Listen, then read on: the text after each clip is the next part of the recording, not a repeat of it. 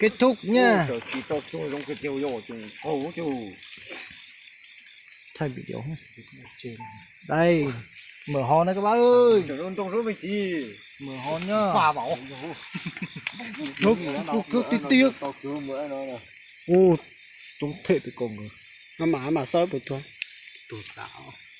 Ôi ôi ôi. To đấy. To đấy.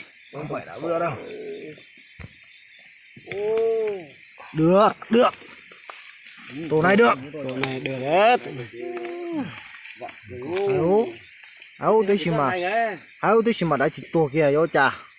Nên tổ mình chỉ bà chia nó xuống nó này chú áo to là mẹ con chúa con này đây các bạn. Đây con chúa nó ở đây nhá. Con chúa nó ở đây. Một chỗ đấy thì chia để bé. Cái này mổ vào nó mùng cái súp bé này giờ. Dạ. Thế chào nó cho tay nó chỉ chứ. Bán luôn.